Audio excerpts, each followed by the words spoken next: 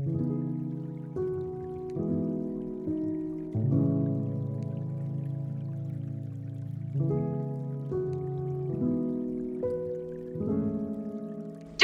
fuck with me, fellas! This ain't my first time at the rodeo. Welcome back to the second part of section 2 for the Femininity Folder at the Better Half Wifey Academy. So, in the first part that we went over for section 2, we had talked about the wifey identity, and we went over the 4 different types of wifeys that you need to choose to become, which one you want to become, and we also went over the 4 different types of men that can have those kind of wifeys, because it is important that we choose correctly, but it is mostly important that we know who we are and what we want to be so we can fulfill our purpose as a wife. So, as promised, we are going to go ahead and talk about something that is very near and dear important to me. And it is the feminine uniform. The feminine uniform is the dress. The dress signifies elegance, and it also signifies femininity. I wear a dress almost every day that I can. I have a dress on right now. If I can't wear a dress, I will put a skirt on or something. Sometimes the occasion doesn't cause for a dress, but for most occasions, you can finagle a dress up in there. A dress is what signifies us to be ladies. It separates the masculine women from the feminine women. Now, don't make a mistake that there is a lot of masculine women that will go ahead and put that dress on. So just because you have a dress on doesn't automatically make you feminine. It is just the uniform of femininity, okay? To be covered in a one-piece garment. All right, something that doesn't necessarily accentuate every aspect of your body. But men do like dresses that do accentuate every aspect of your body. They are visual creatures. Men are visual creatures. So we don't put the dress on for the sisterhood. We're not marrying the sisterhood. Unless you want to. I know I'm going to marry a man.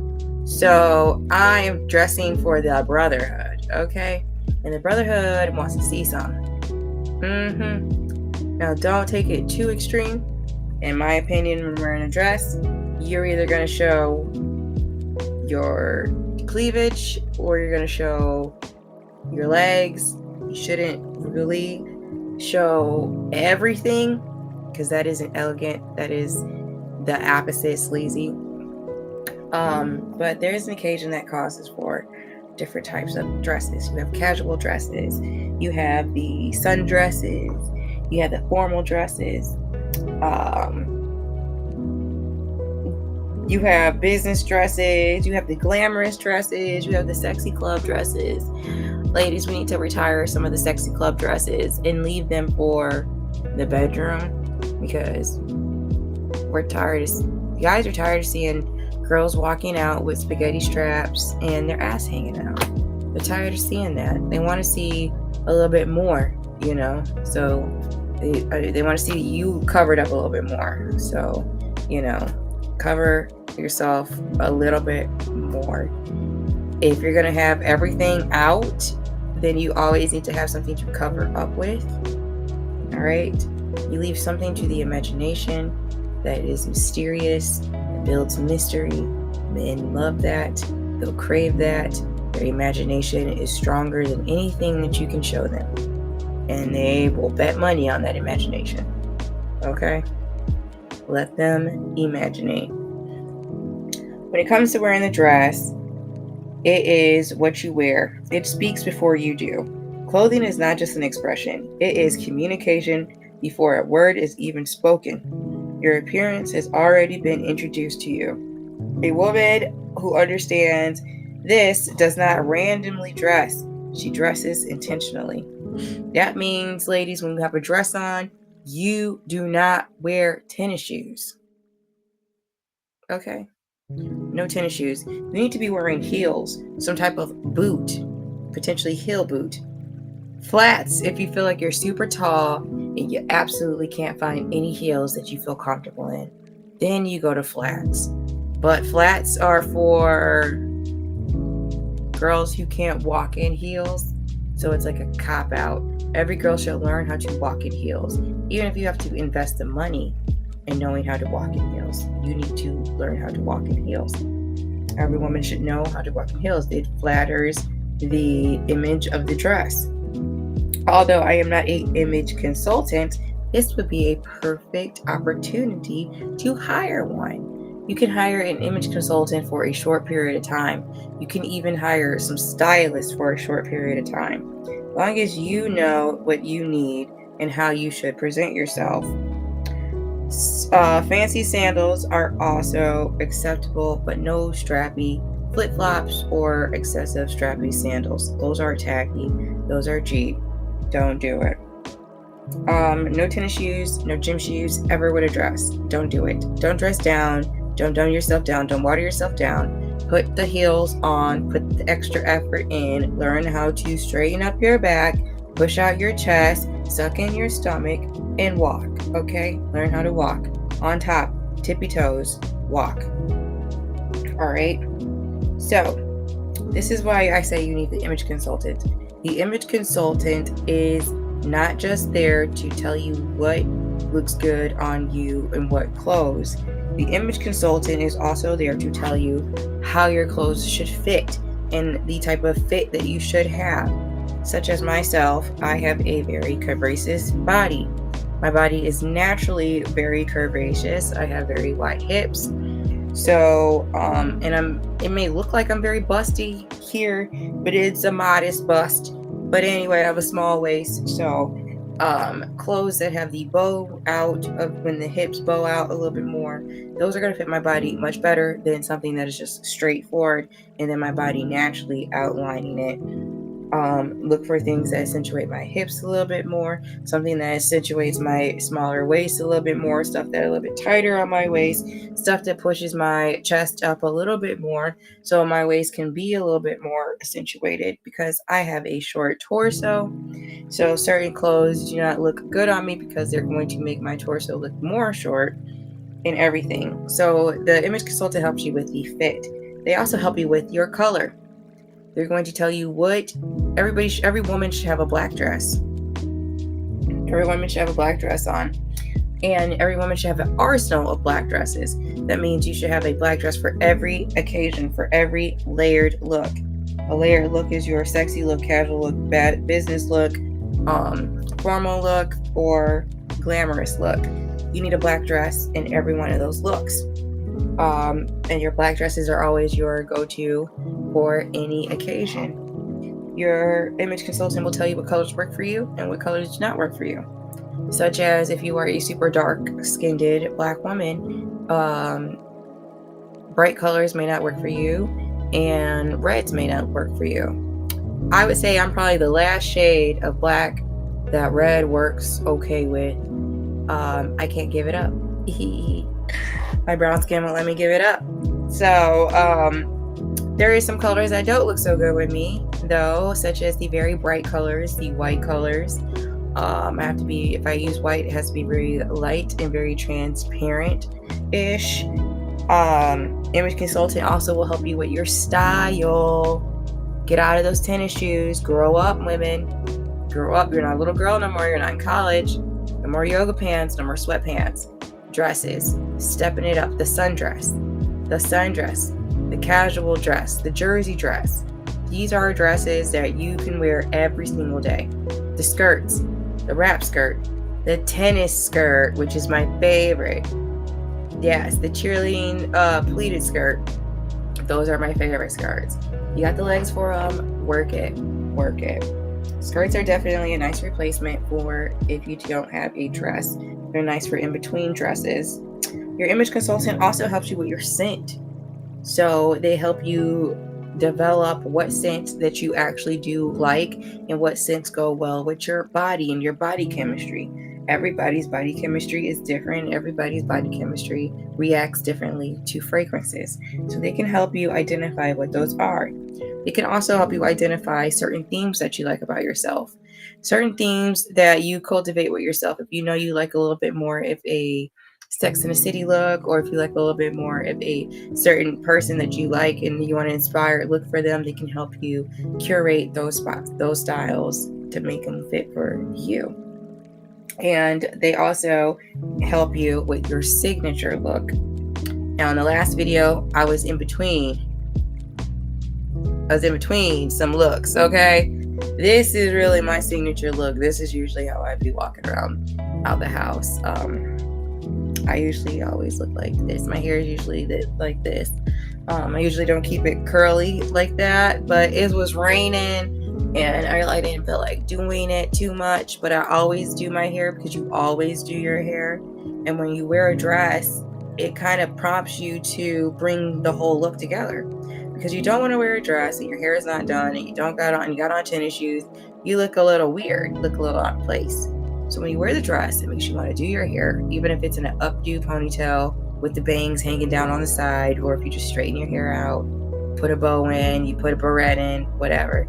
It makes you want to do your hair. It makes you want to wear the fancier shoes that you got. So it prompts you to get mentally prepared for putting yourself into that feminine uniform. But something else that's even more important about wearing this feminine uniform is having that undergarment, having that the Spanx, like the Spanx, the undergarments, okay? The stretchy stuff, the thing that smooth everything out. Let me tell you something. These are lifesavers.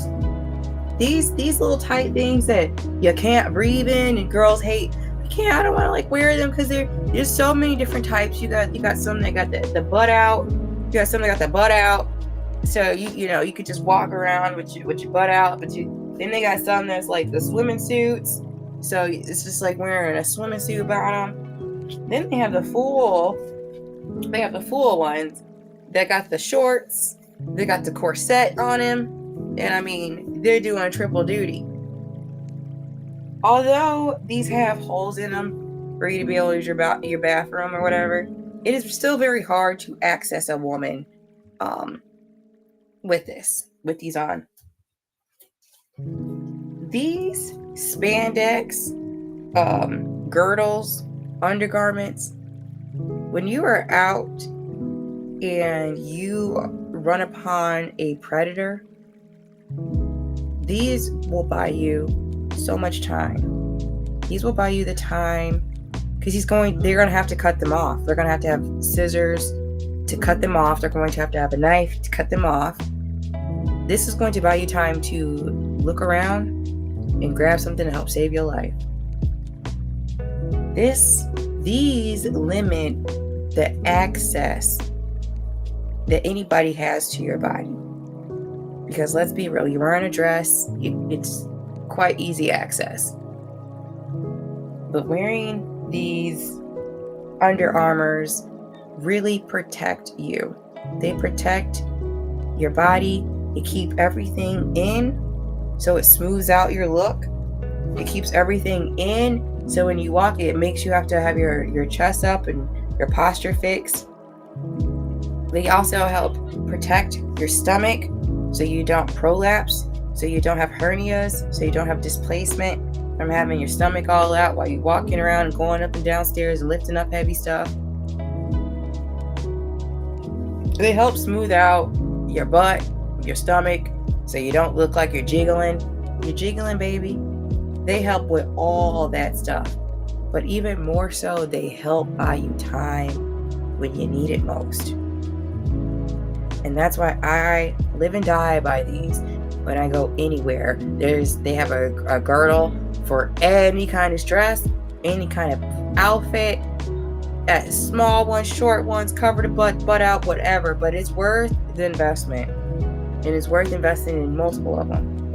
And if you are dressing in the uniform of the feminine uniform, then you should definitely invest heavy into these.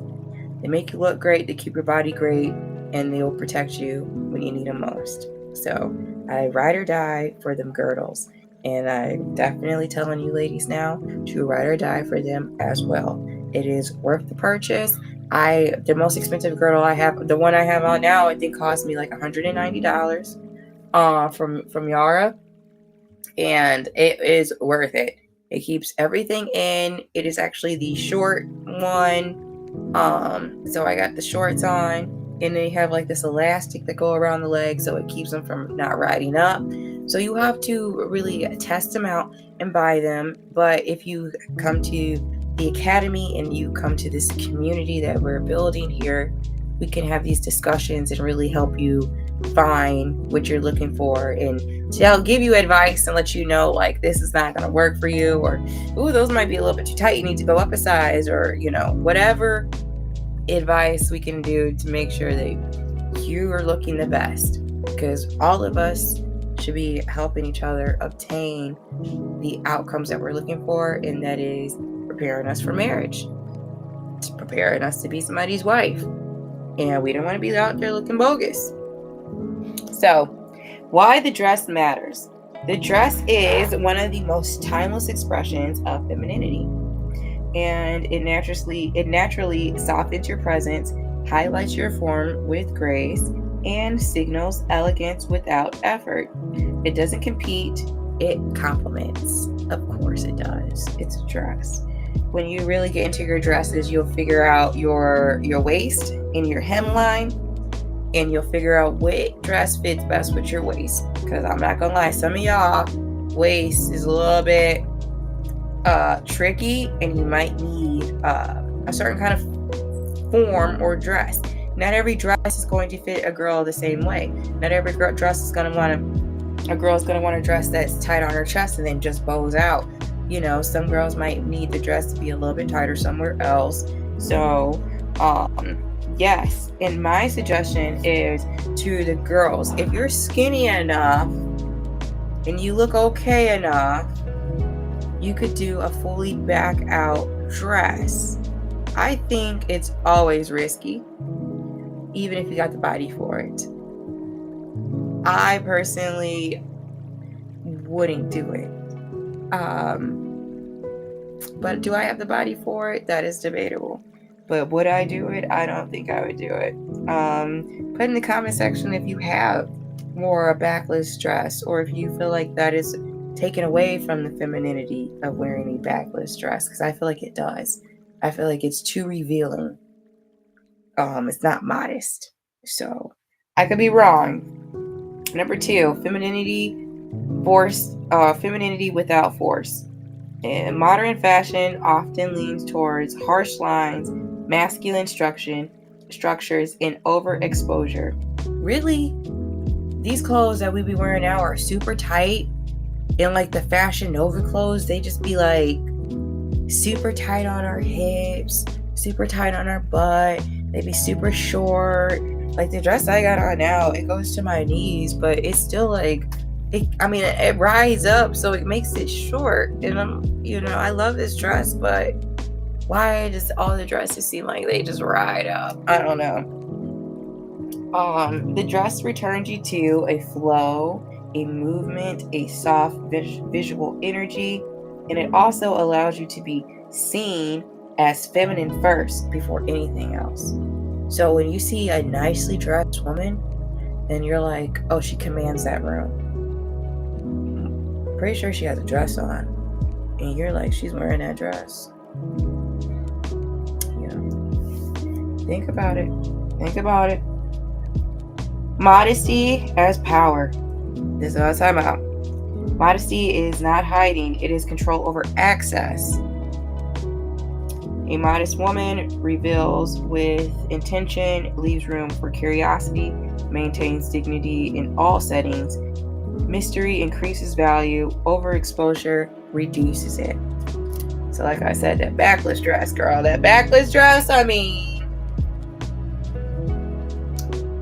You got the body for it, you can do it, but you're not really leaving much for the imagination. And if some guys be like, oh, I put my girl in a backless dress all day, and it's like, okay, that's you. But ultimately, she's not signaling modesty. And that's what we're trying to push here. That's what we really want to push here. Modesty. All right. Now we have 4, the psychology of the presentation. Men respond visually, quickly, and instinctively. A well-dressed and well-presented woman in a dress communicates self-respect, effort, softness. It separates you from the environment where femininity is no longer prioritized. So I'm saying, you wear that dress out somewhere. There's been so many times I've worn a dress somewhere, and especially like a sundress, and girls be like, girl, that dress is sharp. It is a sharp dress on you, girl. And I just be like, thank you. Anytime I see a woman wearing a dress, I always give her a compliment, because you just don't see it that much. And she deserves her flowers. Don't be a hater. Give up them flowers. Give up them flowers.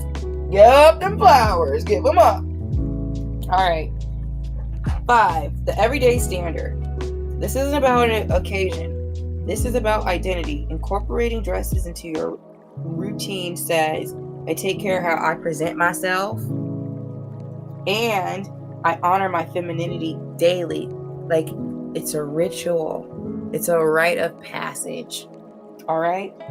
Consistency builds impression. So, like I said, there's all types of dresses out there. So there really isn't no excuse to why you don't have a dress, or why you're not going to wear a dress today. They got sundresses for casual dresses, jersey dresses. They got t-shirt dresses. They got the formal dresses. You don't have to go all Ken Sierra on us. You know, it don't got to be prom night at the Apollo. But it definitely should have something where it signifies, I value my femininity and I know how to use it as a weapon to attract. Because you will attract, especially if men see you in it consistently. That's a type of curiosity that they will start to wonder more about. And you curated it all by what you chose to wear. And now they're going to have to really get to know who you are, instead of seeing your bare skin and guessing who you are or who they think you are. 6, balance and intention. A feminine uniform does not mean limitation. It means choosing a flattering cut. Like I said, the dresses that are tighter on the hips and go out a little bit more. You know what I'm saying? Prioritizing comfort with elegance and dressing appropriately for the setting. The goal is not attention. The goal is presence. Presentation. That's what I'm going to say. Presentation. Because like I said, it's not just about wearing the dress.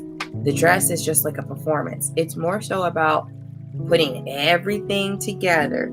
The dress, the undergarments, the shoes, the jewelry, whatever you got, your face, the hair, whatever you got, it's going to change everything. And you feel some type of way.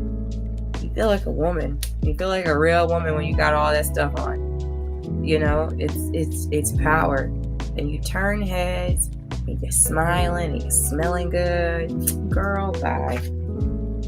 The final standard is a feminine woman understands she is always being experienced, even in silence, especially in silence. Curating the curiosity. Your clothing should reflect grace, discipline, self-respect.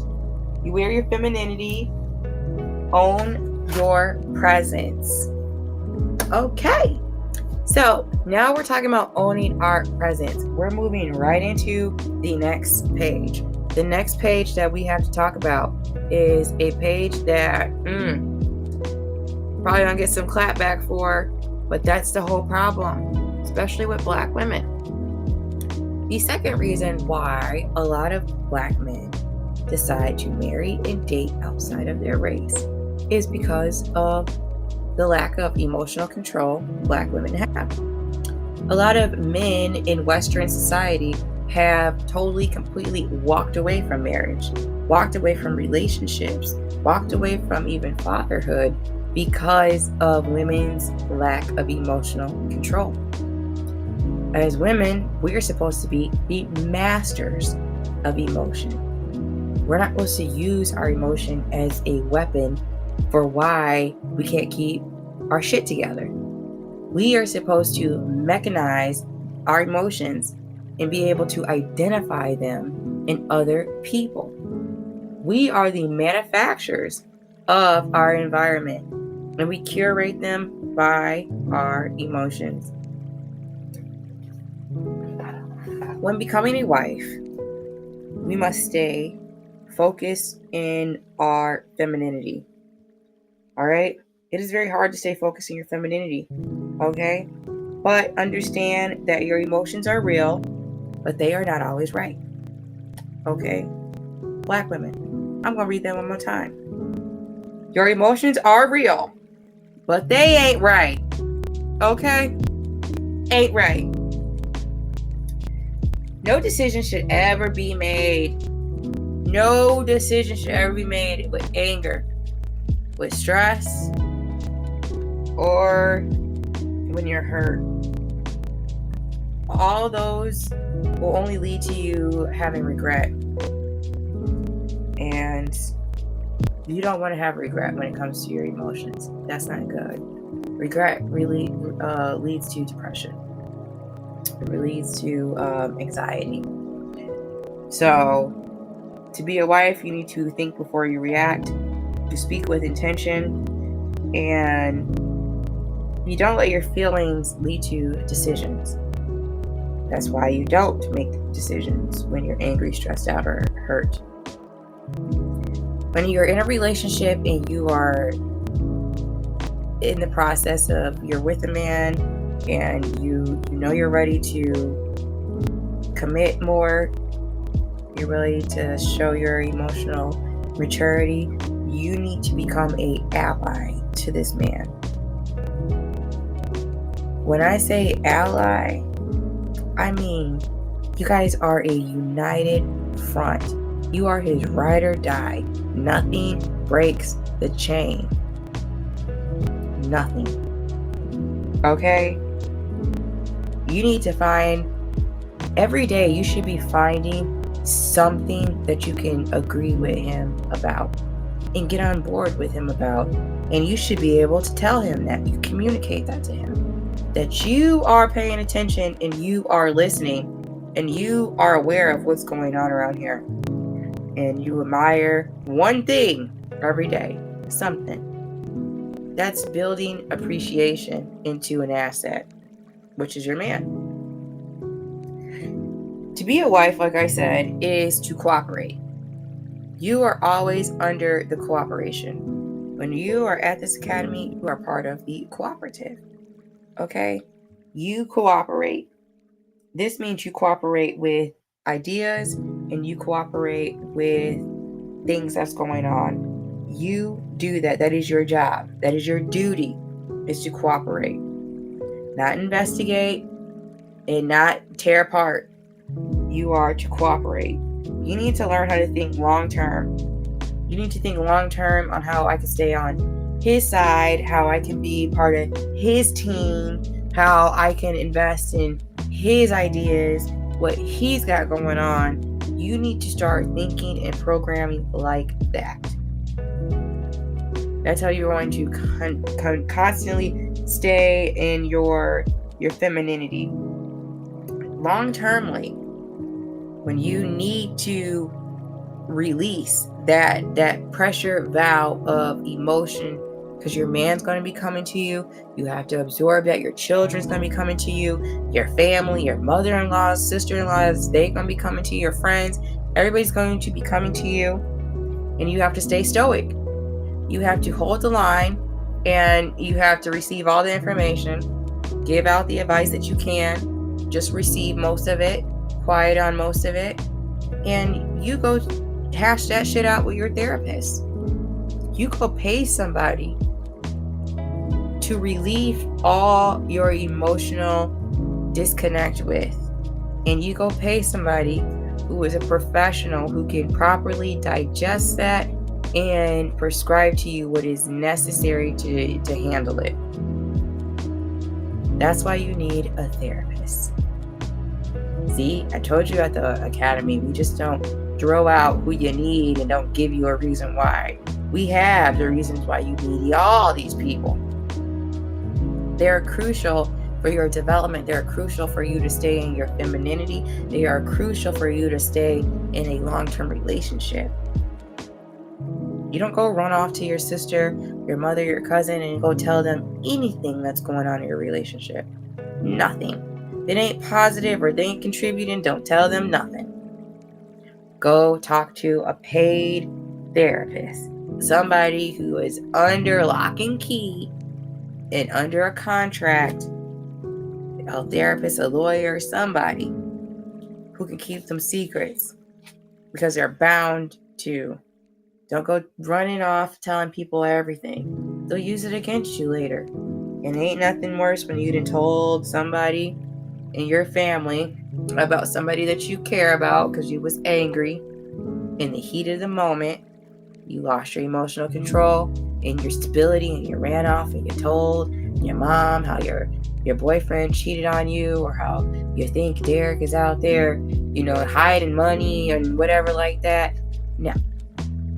Your mom is never going to forget that, and your mom does not love Derek like how you do. She will always keep that on the back of her mind, and when Derek messes up, and he inevitably will because he is human, she will throw that in his face because that is just how the psychology works. Go to a therapist and tell them. Don't talk to your family about it. However, sometimes you gotta feel like you gotta go head to head with an individual. And I'm telling you right now, the higher the value the man is, the more you gotta do all this shit. The higher the value the man is, you have to do the following. No tit for tat. No tit for tat. No trying to one up him.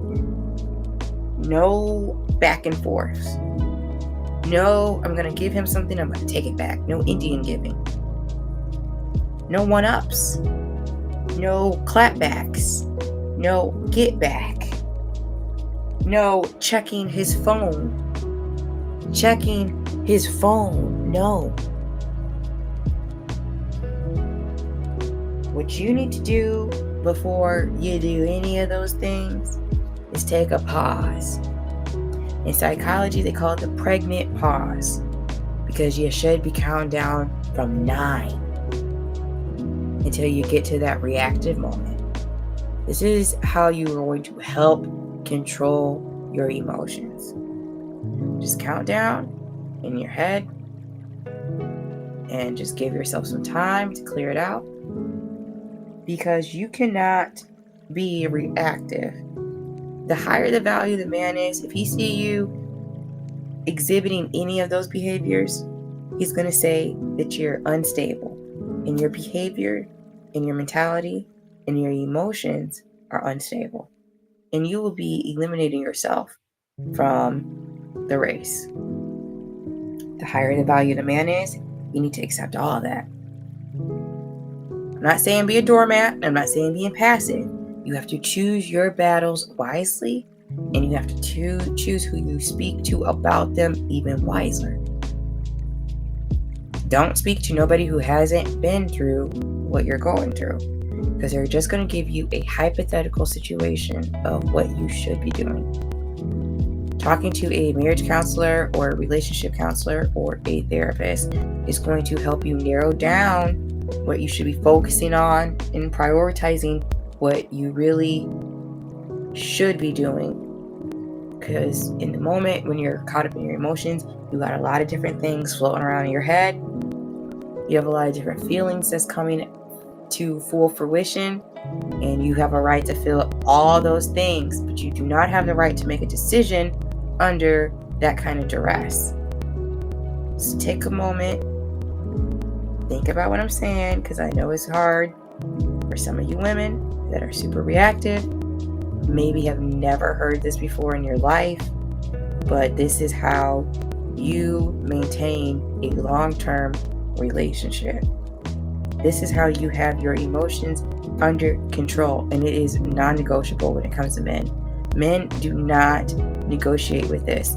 They will stay messing with you because your sex is good, but they will not wife you, and they will not do any type of long-term building with you because you are psychologically unstable.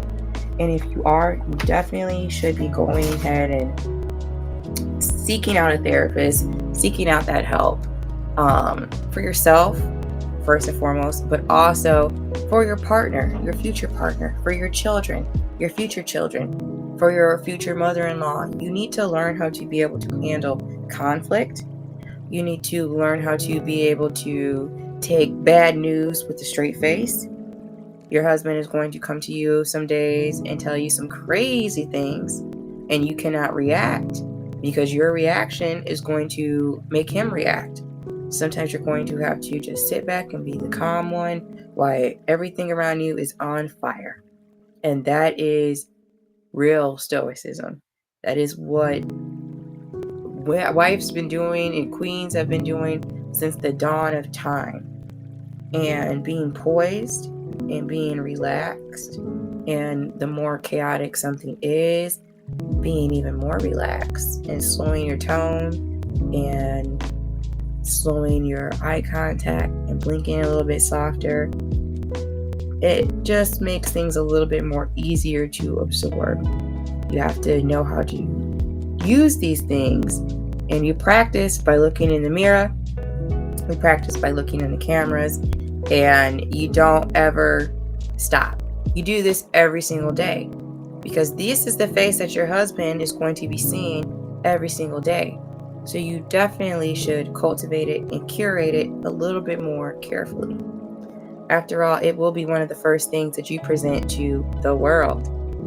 And with that being said, that was the second part of this video. For the most part, that was the end of the second section.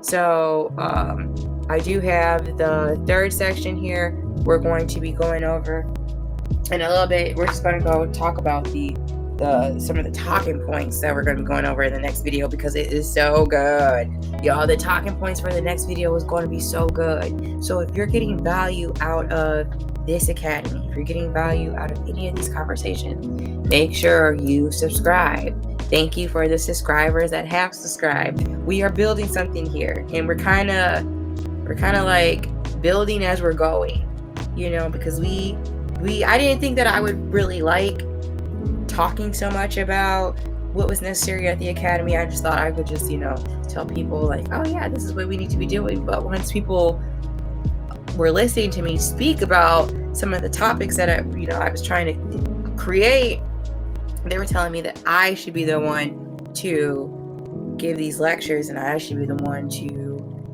really express these ideas, because I have a way of making people be able to see what needs to be seen.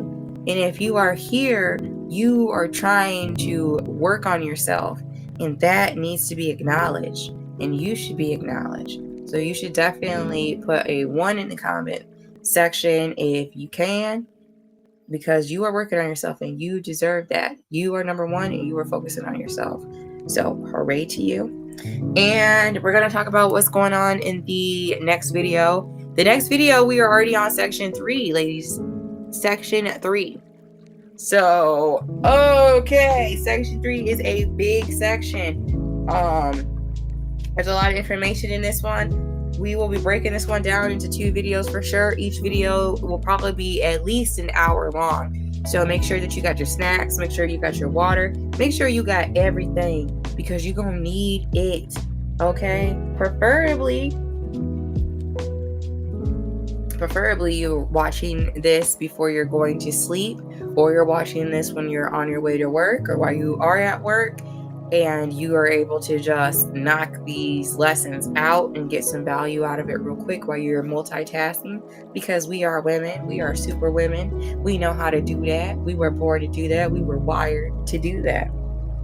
So all right, we are need to talk about the section 3, which is what is the value? What do men value? What do men value in women? This is different. This isn't what we value in a man. This is what men value in us. I had to sit down and talk to so many guys to get this information. You don't want to miss it, because this is coming straight from the horse's mouth. And I wish somebody would hop in the comment section and contest any of this, because I had to go through it. I had to ask questions. I had to get hit on in all the 9 yards just to get this information. And how many of you women are going to say that you're willing to sit down with all these guys just to get this information? Not for yourself, because I already knew this, but for y'all. Sacrifice. That's what we're doing here at this academy. Straight sacrifice. But we're going to go ahead and talk about it a little bit. What men value. We already went over what a high value man is. So the higher the value is for a man, the more that he is not going to negotiate with you on any of these values. These are not really even values. These are more so like laws. These are laws that you need to follow, and these are laws that you should be executing in your everyday life when it comes to any interaction with any man, because this is what men value, not just the man that you're going to be with. This is what a broad view of men from all different colors, all different races, all different ages, all different calibers of value, as far as the low value to the high value. So this is going to be one that you don't want to miss. You're definitely going to want to tune in for it. We already established what a high value man was according to Kevin Samuels, but we will go over that again on the next episode. We're also going to talk about the agreeableness. That is really the cooperation, agreeableness. This is the number one freaking thing that they value. But there's different areas where it's valued the most. So you have to pay attention to where you absolutely have to show agreeableness versus where you can be a little bit more laxed. You could be a little bit more yourself. You could be a little bit more opinionated on it, because it might be what's greater for the good, what's greater for the family. But there's some things where you're going to have to just bite down and take it. Okay? Agreeableness does not mean that you are silent. It means that you are cooperative. That's what we're here for. This is the cooperation. You're going to get with the program. We're going to cooperate. Men value cooperation over anything and everything. Because if you're not going to cooperate with a man, what are you there for? You're there so he could tell you what is necessary, what needs to get done, and you follow it straight up. So you need to be able to do this peacefully. You need to be able to do this and be focused on the solutions, not focusing on the problems, but solution based. This means you should be working on your problem solving skills. That means you should be working on your decision making skills. They value that. You can start on those skills before you even touch a man. Before you even think you like a boy, you could be working on those skills. So we're going to take a look at that. We're going to definitely look back at the definition of marriage, which has to do with the legal rights, obligations, and kinship of a union. We're going to make sure that we are actively listening and that we are choosing the timing wisely. And we want to make sure that we are not creating any unnecessary conflict. All right. We need to be the masters of conflict resolution. You need to master that for your family's sake, your children's sake, your husband's sake. That is going to be another superpower that you put into your arsenal. And we're going to help you curate that here at Better Half Wifey Academy. So Agreeableness builds trust, and trust is the foundation and network to a strong relationship and an even stronger marriage. Gosh dang, we had a good video here. Dang, ladies, we are having a good video. We are flying through this section and this folder and this binder. We're just killing it, and I'm so happy and proud to be a part of everybody's journey. I'm happy to be able to give some tips and some laws, some rules, and some feedback on what we're developing here. How to teach women how to be ladies. One last thing that I wanted to talk about, and it relates to the previous video, was definitely curating the softness and adding the soft touch. Something that you can practice every single day is going to Amazon and buying a level 1 child book. Okay, a level 1. The print is so big in this book. It's pretty much pictures. You should be able to read this. If you can't read a level 1 book, then you are in trouble and you need to go to another academy before you come here. But getting these children books really can help you practice your voice. You can read a child book in so many different voices. You can read it in a kid voice, or you can read it in a very stern voice, or you can just read it in like a very soft voice. You can read it however you want to read it. And the words are so big, you can do it slowly. You can really pay attention to how you look, how you pronounce. You can really pronounce all the words all the way through. And it's giving you the practice that you need to be reading to your own children. So when you practice, make sure you look in the mirror. Make sure you're recording it on a camera on your phone or something like that. And you go ahead and you do a little story time for yourself. And you just see everything that you did and how you said and how you looked and how, your facial expressions and everything. So you can kind of start practicing how to curate your face and how you want to project your softness, how you want to project your femininity. And it's just small things like this that they teach you in like home ec, or they teach you in childcare, that some of us didn't have the opportunity to take. Some of us didn't have the schools or the funding to do it. So make sure that you guys get some lessons here and practice being soft. So I am your headmistress at the Better Half Wifey Academy, where we are here to serve you. Make sure you guys check out the retreats that we got going on. The 1-day, 2-day retreats. We also got the 4 to 5-day retreats. And remember why you guys came here. Remember why we need this academy. We need this academy more than ever now, because a lot of us didn't know, and now we do know better. A lot of us couldn't choose correctly, and now we want to choose more wisely. A lot of us didn't know anything about being her, and now we are becoming her. The season of the before is over with, and the season of becoming is here, and it's going to last for a lifetime. Be aware of your stages, ladies. Right now, you're probably in the awareness stage, which is stage 1. Or you can be in stage 2, the transformation stage. You're working on yourself. You could be in the empowerment stage. You're ready to make the execution. Or you're already in that relationship, and now you're working on just aligning yourself to become his better half, to make sure that you can put your best foot forward. And with that, ladies, and whatever gentlemen that come here, I hope you're coming here to practice and get some advice for your future wife if you do come here. But I'm leaving you guys on that note. Make sure you guys like and subscribe, and I will see you in the next video. Yes, bye.